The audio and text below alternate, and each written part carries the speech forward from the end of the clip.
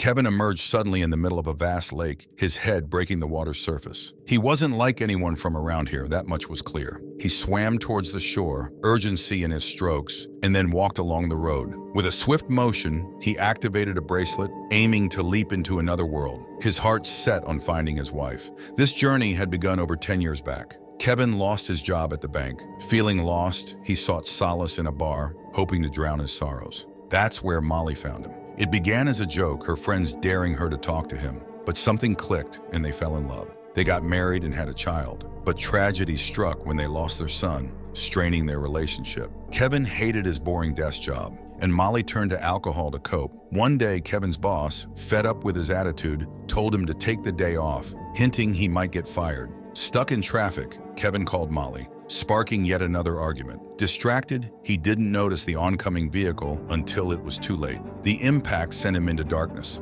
Afterwards, Kevin regains consciousness to a chaotic scene, people fleeing from a blazing car and a mysterious man checking on him. But before he can grasp the situation, he blacks out once more. When he opens his eyes again, he's in an alley, the same guy introducing himself as the benefactor, standing guard. The ringing in Kevin's ears persists, and when he attempts to stand, dizziness almost topples him. The benefactor resorts to a punch to jolt him awake. As the ringing subsides, the benefactor unveils a job offer, hinting at Kevin's looming unemployment. Skeptical about a stranger knowing his situation, Kevin tries to leave but finds a deserted street outside. Attempting to call Molly or the police proves futile, and the benefactor casually reveals this peculiar scenario has happened before. Losing patience, Kevin confronts the benefactor, demanding to know where everyone went. The enigmatic figure claims it's Kevin who has shifted, leaving him bewildered and desperate for answers. Kevin finds himself pulled into a busy restaurant where fear grips everyone, even the owners and waitress, Tina, in the presence of the benefactor. Suddenly, Kevin realizes the benefactor is none other than Satan himself. As Tina serves food, the benefactor forces her to sit beside him with a knife, adding to the tense atmosphere. The benefactor explains how our choices create many different realities, and his power lies in shifting people between these universes. Kevin learns he's been brought here while another version of him is with Molly, who now has a caring husband. The Molly of this world was also displaced after Kevin gave her a special necklace. Kevin refuses to believe this strange tale and demands proof. In response, the benefactor uses a bracelet to send Tina into another dimension. Tina's parents are overwhelmed with grief, and Kevin is left shocked, stepping back from the table. Despite Kevin's disbelief, the benefactor insists he has a job offer, to be a shifter, executing his devilish deeds in various realities while he travels between them. In other realities, other versions of Kevin have already yielded to the benefactor's temptations, selling their souls for everything they desire in life. They have it all, but at a cost. The benefactor extends the same offer to Kevin, even offering to restore a perfect version of Molly. However, Kevin's response is to pray. Initially amused, the benefactor mocks Kevin's faith, claiming that God will never intervene. But as Kevin persists in prayer, the benefactor's amusement turns to anger, and he vanishes. Lost and bewildered, Kevin apologizes to Tina's family before venturing into the streets to learn about this unfamiliar reality. Here, society is oppressed under a totalitarian regime, with futuristic armored officers patrolling the streets. Terrified, Kevin flees when he catches the attention of the authorities. As time passes, Kevin must adapt to this harsh new world and uncover its history. War and hatred have consumed society, nearly bringing about its destruction. In this bleak reality, the shifters emerged, clandestinely eliminating those deemed problematic. Politicians, pastors, and soldiers vanished, restoring a fragile peace. However, hope shattered when the benefactor infiltrated this world, seizing control with the consent of the remaining leaders. Now, hope and faith are but distant memories, with religion outlawed and millions disappearing. It has been 5 long years since Kevin's arrival. Afflicted by perpetual sickness and dubbed the Kevin who refused, he conceals his identity, laboring for a construction company under an alias. His sole confidant, Gabriel, shares his secret. Kevin clandestinely transcribes Bible passages on a typewriter, distributed through Gabriel in defiance of the prayer ban. In his spare moments, Kevin endeavors to aid others, striving to uplift the desolate city. War's ravages have left most of the world in ruins, poverty rampant, and the Benefactor's ruthless secret police dominating with brutality. As Kevin wanders the city, his kindness leads him to discover small, beautiful moments that remind him of Molly and keep his faith in God alive. Yet sometimes these memories turn into scary dreams, replaying the loss of Molly and their son again and again. Kevin enjoys visiting the theater to watch something called Vika Viewing. It's a live feed that shows different worlds. The theater is run by Russo, who has been searching for his missing cat for 4 years. In front of the screen, there's a chair where Kevin sits with a remote control. His aim is to find out where the Benefactor has sent Molly. Most of the time, Kevin sees how tough life is in other worlds. But one afternoon, he feels emotional when he sees Molly again. In that reality, she's a single mom working as a nurse. Kevin cries and tries to touch the screen, but the recording stops, so he steps back and respects the rules. When his time is up, Kevin hurries to Russo, asking for more, but the schedule is full. Russo tells him to come back in a few days. While making his way home, Kevin observes a large group of people protesting on the bridge. They're upset because the police won't let anyone cross into the south end, which is scheduled for demolition. This means many residents will lose their homes. Suddenly, a man leaps over the barrier and disappears in the middle of the bridge, indicating he's a shifter. The crowd panics and pushes back against the cops, prompting the officers to use gas bombs and open fire to disperse them. In the chaos, Kevin finds himself cornered by a cop who nearly shoots him, but Gabriel intervenes just in time, pulling him to safety. They seek refuge inside an old factory, where Gabriel shares his belief that God has abandoned them. Later, Kevin goes to the grocery store. While waiting in line, he notices a child wandering away from his mother. Kevin rushes to help, but the child disappears momentarily, triggering painful memories of losing his own son in a similar situation.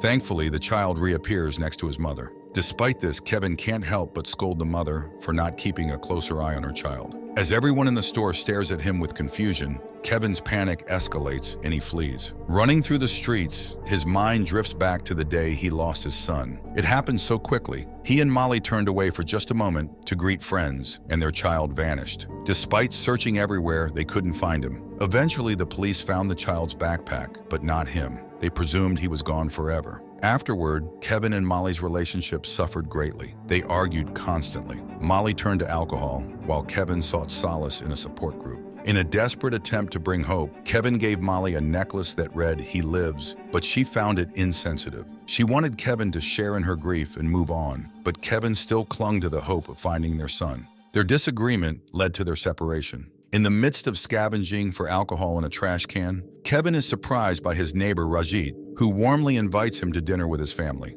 Kevin finds solace in the warmth of their company, until Rajit unexpectedly reveals he knows Kevin's real name, having overheard Gabriel mention it. Rajit also acknowledges Kevin's secret sharing of Bible verses, prompting him to ask his daughters to sing a heartfelt tune as a token of gratitude. Overwhelmed by this gesture of kindness, Kevin is moved to tears. When Rajit proposes Kevin teach the girls, he readily agrees. During the evening, Kevin shares numerous tales from the Bible with the family. Later, Rajit notices Kevin's tattoo depicting an empty tomb reminiscent of Molly's necklace. Suddenly, a siren pierces the tranquility, sending people scrambling for cover. Turning on the TV, they watch an emergency broadcast announcing the return of the Benefactor. The mayor issues a stern warning, urging citizens to comply with the Benefactor's demands under threat of death. After some time passes, Kevin returns to the theater and sifts through the different Mollys from alternate universes until he spots one wearing the necklace, indicating she's the one from his world who was shifted. Filled with excitement, Kevin rushes to the control room to celebrate and ask for the address code of that universe. However, Russo explains that he cannot provide the code as he lost the connection when Kevin left the chair. Kevin becomes agitated,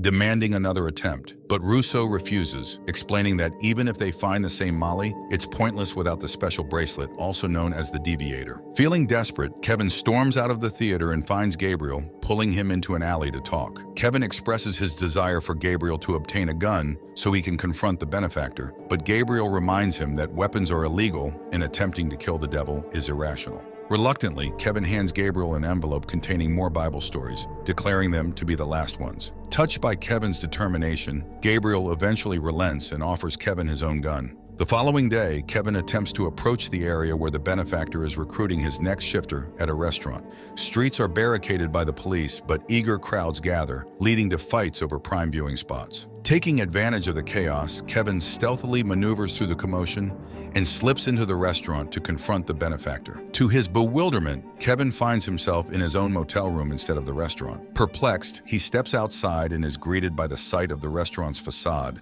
where the benefactor is having a meal with another version of himself. It becomes evident that the door was a teleporting trap. Suddenly, the police open fire, injuring Kevin's arm, compelling him to retreat back into the motel room for safety. Every time he cautiously peers outside, he spots the police waiting for him. Furious and overwhelmed, Kevin drops his gun and unleashes his anger, destroying objects in the room as he challenges God for testing him relentlessly. As he falls to his knees in prayer, the benefactor materializes in the room, seizing the gun, and conjures Gabriel to join them. Gabriel immediately disclaims any knowledge of Kevin, prompting the amused benefactor to make the gun disappear and order Gabriel to tidy up the room. The benefactor proceeds to deliver a cynical speech about the indifference of God and reiterates his job offer to Kevin. Kevin, in response, queries about his son, leading the benefactor to instruct him to leave the room so he can confront his own morality. Kevin hastily exits the room and encounters the police searching for him. Rajit attempts to shield him, but the police swiftly gun him down. With the officers in pursuit, Kevin retreats back into the room and takes cover behind the bed. Unfortunately, Gabriel's response is too slow, and he falls victim to the gunfire from outside. As Gabriel's lifeless body lies before him, Kevin discovers a deviator on his wrist, revealing that he was a shifter all along. With caution, Kevin retrieves the deviator and activates it, teleporting himself to a desert. However, he soon realizes the deviator is malfunctioning and repeatedly strikes it until he is transported to another universe, landing in the middle of a lake. After swimming to safety, Kevin activates the deviator once more and materializes inside a random room, where he locates supplies to tend to his wound. As he surveys his surroundings, he realizes he's in an insane asylum and discovers that Tina from his world is confined there. The benefactor has shifted her to a reality where she doesn't exist, leading others to perceive her as insane and confine her with others deemed crazy. Kevin endeavors to follow Tina and encounters another Gabriel, who begins pursuing him with gunfire. Multiple versions of Gabriel manifest in the corridors due to his shifter abilities, but Kevin evades them all by seeking refuge in a room. Afterward, Kevin stealthily navigates the asylum, patiently awaiting a moment when Tina is alone so he can approach her. Initially speaking incoherently, Tina eventually recognizes him and becomes frantic, inquiring about her family and pleading to be returned. Guards swiftly restrain her, only to be suddenly shot by two Gabriels, who then turn their attention to Kevin. Fortunately, Kevin activates the deviator and vanishes. In this new reality, Kevin encounters a version of himself who accepted the benefactor's offer, living a life of opulence and indulgence with any woman he desires. Attempting to blend in, Kevin is discovered by the other version of himself, who brandishes a gun and demands answers. When main Kevin reveals his true identity in the deviator, other Kevin becomes enraged and opens fire in an attempt to seize it. Seizing the opportunity, main Kevin activates the deviator once more and returns to the bleak world, only to discover it overrun by police. Miraculously, Rajit is still alive, and before being taken away by ambulance, he presents his wife with a drawing matching Kevin's tattoo, accompanied by the word hope. At that critical moment, a woman spots Kevin and alerts the authorities, prompting an immediate pursuit. Kevin dashes as fast as he can and reaches the theater, seizing the remote to search for Molly. Miraculously, he finds her on his first attempt, and Russo swiftly provides him with the address code just as the police storm into the building. With the deviator in hand, Kevin vanishes just in the nick of time. In another reality, Kevin locates Molly, only to discover that she wants nothing to do with him. Despite his pleas and claims of transformation, Molly remains resolute in her decision, having already moved forward and cherishing the necklace solely as a keepsake. Abruptly, Kevin is yanked away by the shoulder. It's the benefactor who transports him back to the theater. Another Gabriel destroys his deviator, and the benefactor summons Tina, revealing that he indeed shifted Kevin's son, inciting Kevin's fury. In a final bid, the benefactor presents Kevin with a choice: return to Molly permanently or send Tina back to her family. As Kevin grapples with the decision, Russo experiences the joy of finding his lost cat, a symbol of hope that Kevin interprets as a sign from God. With newfound resolve, Kevin chooses to reunite Tina with her family, prompting an enraged benefactor to attempt to shoot him with Gabriel's gun. In a miraculous turn of events, Kevin is blessed for his selfless choice and transported to the reality where Molly is a single mother and nurse. Now healed and without his ring, Kevin approaches this version of Molly in a bar, mirroring their initial encounter. Instantly, they connect, embarking on a relationship that blossoms into marriage. In this new reality, Kevin finds fulfillment as a father to Molly's daughter and their own child. Despite the differences, Kevin considers this world his home, embracing the joy and contentment it brings. He believes that God has rewarded him twofold for the losses he endured. And with this, the movie comes to an end. Thanks for tuning in, guys.